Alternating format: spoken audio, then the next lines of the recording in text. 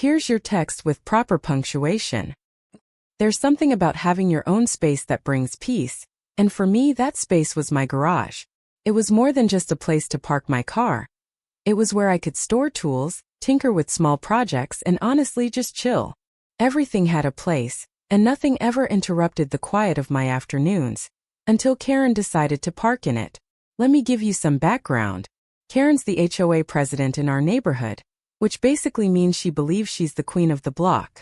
She's the type of person who'd knock on your door to complain about your grass being a millimeter too long, or the wrong shade of blue on your front door. You get the picture. If there's a rule to enforce, Karen will find it, and she'll make sure you know about it, whether you want to or not. Now, I'm all for people having some power in their roles, but Karen takes it to the extreme. She doesn't just think the HOA's rules apply to everyone else. She believes they apply to her too. But when it comes to the rest of us, it's a whole different story. She parks in other people's spaces like she owns them, forces ridiculous rules on everyone, and then plays the victim if anyone calls her out. So when I came home one evening and saw her car parked squarely in my garage, I wasn't too pleased. It wasn't a simple misunderstanding or a whoops. I thought this was a parking spot moment. No, Karen had made herself at home in my space. And this wasn't just any random place.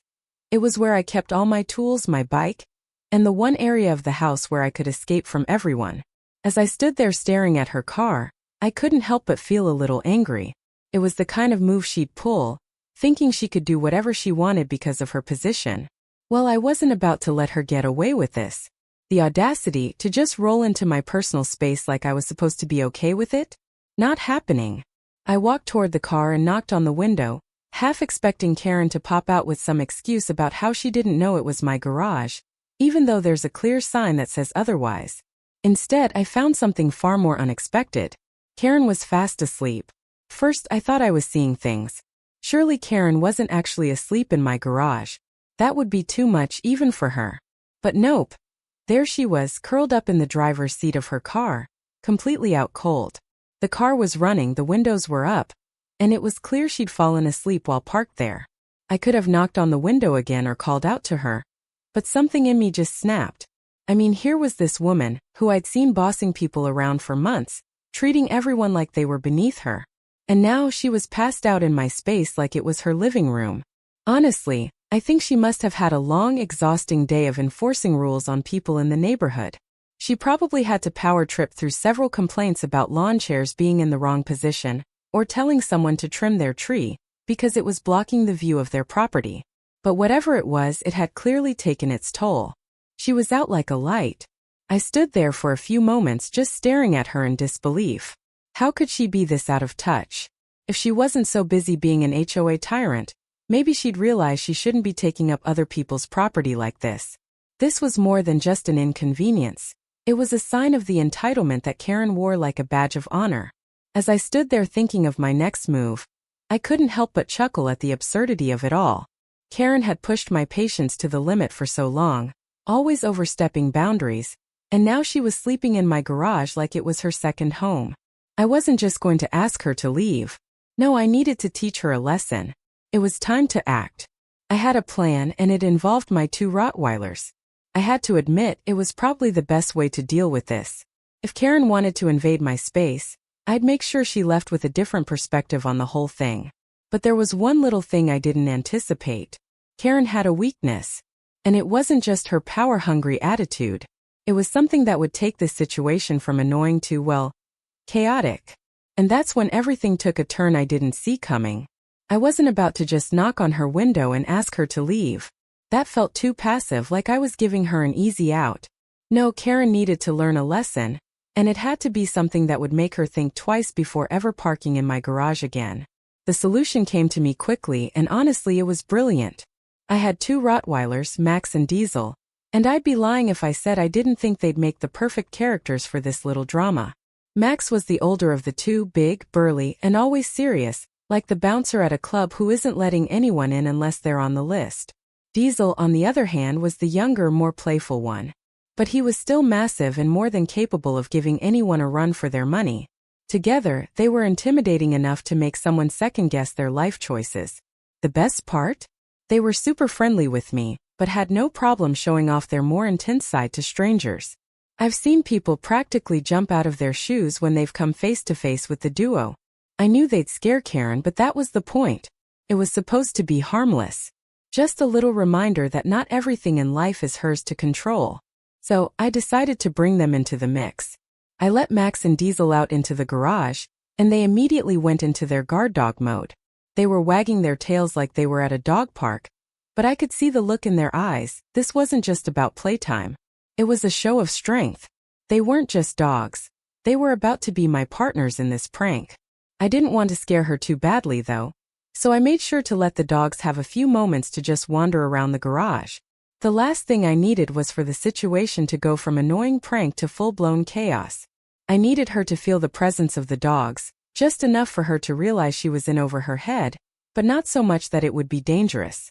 After a few moments, I took a step back and let them roam a little closer to the car, making sure they were visible through the window.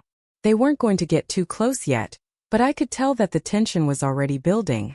I felt a little guilty, but then I remembered how many times Karen had tried to run everyone's life in the neighborhood, and I knew this was my moment for some payback. I couldn't wait to see how she'd react. I'd hoped for a scared scream or maybe a frantic attempt to drive away. Either way, I was pretty sure she'd learn a lesson today. I've never seen someone wake up in such a panic before. Karen's eyes shot open like someone had just poured cold water on her. The first thing she saw wasn't the peaceful neighborhood or the soft sounds of morning birds chirping. No, it was Max and Diesel, standing there like they were waiting for her to make her next move. Max was positioned right in front of the car, looking like a giant brick wall of muscle. Diesel was behind him, wagging his tail, but with an intensity that made it clear he wasn't there for cuddles. The second Karen realized the dogs were in the garage, her eyes went wide, and she screamed like she was in a horror movie. And that's when everything really got interesting. Here's your text with proper punctuation. The dogs. Diesel gave a low growl and Max just stood there, staring her down like he was waiting for her next move. But then things took a turn I hadn't planned for. Karen started sneezing. And it wasn't just a little sniffle. It was a full-blown chaotic sneezing fit. Each sneeze was louder than the last, almost like she was allergic to the very air in the garage. Her eyes watered, and her face turned red as she tried to control herself. But the more she sneezed, the more flustered she became. At first, I couldn't figure out what was happening. Why was she sneezing so much? Then it hit me, she was probably allergic to dogs. Great. Not only was she trapped in the garage with my 2 Rottweilers, but she was also now sneezing uncontrollably. The worst part? Her reaction made her panic even more. She was crying at this point, her voice cracking as she begged to be let out. Please, please let me out. I can't breathe, she shouted between sneezes. Honestly, it was like watching a live-action comedy show. The whole thing was so absurd I almost couldn't believe it. Here was Karen, the self-appointed ruler of our neighborhood, reduced to a wheezing, sneezing mess because of her own actions. She wasn't getting out anytime soon though, not until she learned the lesson I was trying to teach her. Meanwhile, Max and Diesel stood guard, wagging their tails and waiting for the next move. They didn't care about the sneezing or the crying. They were just doing their job. And that job, apparently, was to make sure Karen never parked in my garage again. I'll admit, the situation was already pretty entertaining. Karen was locked in my garage, surrounded by my 2 massive Rottweilers, sneezing and crying like she was the star of some bad slapstick comedy. But here's where things got unexpectedly interesting. I had no idea she was allergic to dogs. At first, when the sneezing started, I thought it was just a panic response.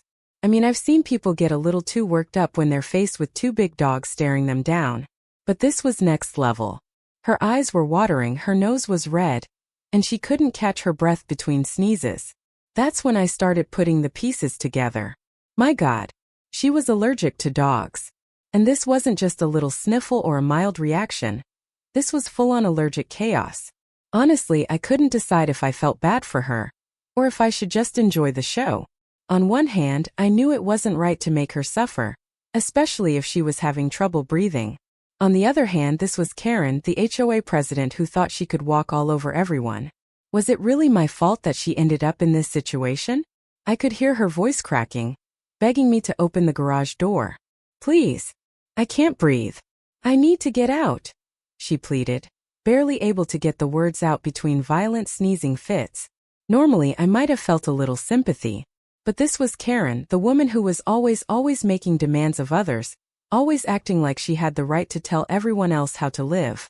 And now she was trapped in her own little nightmare. And honestly, I wasn't in any rush to help her.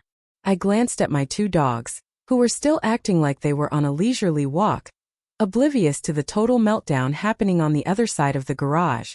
Max stood there like he was guarding the gates of some fortress, while Diesel wagged his tail, clearly enjoying the attention, even if it was all from the woman begging to escape. I knew I couldn't keep her in there forever, but I was in no rush to let her out. I wanted to make sure she learned her lesson. It wasn't just about parking in my garage anymore.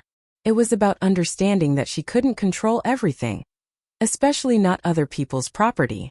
The sneezing and crying were the consequences of her own sense of entitlement, and it felt like poetic justice. Still, a part of me did wonder if I should let her off the hook. But then I thought back to all the times she had used her position as HOA president to make people's lives miserable. And I realized that letting her stew in her own allergic misery for a little longer wouldn't hurt anyone. Maybe this was her comeuppance. Just a little reminder that sometimes the universe has a way of putting people in their place. Eventually, after what felt like a little too much fun, I finally decided it was time to let Karen out. I'd watched her suffer long enough, or at least that's what I told myself. I wasn't about to be heartless, even though she probably deserved it. So I made my way to the garage door and unlocked it, letting her scramble out like a scene from a disaster movie. She stumbled out of the car, her face a mix of red, puffy eyes and tears. She looked like she had just run a marathon, and honestly, it was a little hard to take her seriously in that moment. She was still sneezing every few seconds, trying to catch her breath. I don't think she knew whether to be mad at me or grateful for finally letting her out. "Please," she sniffled, wiping her nose with the back of her hand. "I'm sorry. I shouldn't have parked in your garage." She wasn't even looking me in the eye, clearly still a little shaken from the whole experience. I nodded, acting like I was seriously considering her apology. "Yeah, well, it's not just about the garage, Karen. It's about respect. You can't just do whatever you want and expect no consequences." I let the words sink in, knowing full well that she was probably regretting her actions more than I ever could have hoped. Her face was still flushed, but there was a hint of embarrassment in her eyes as she muttered a half-hearted apology. She sneezed again, this time into her sleeve, and I couldn't help but smirk. The irony of it all was just too perfect. Here she was, a woman who once thought she was untouchable, reduced to apologizing because of a simple prank that had completely backfired on her. I didn't bother to say much more after that. She walked off, still sniffling and looking as though she had just learned a lesson in humility, while Max and Diesel trotted back to the house, acting like nothing had happened. They were the true winners in this whole situation as far as I was concerned. They had done their part, making sure Karen would never ever park in my garage again. And Karen? Well, she never did park in my garage again. In fact, I'm pretty sure she found a new appreciation for respecting other people's property after that day. Maybe karma doesn't always come in the form we expect. But in this case, it came with a side of dog hair and a whole lot of sneezing.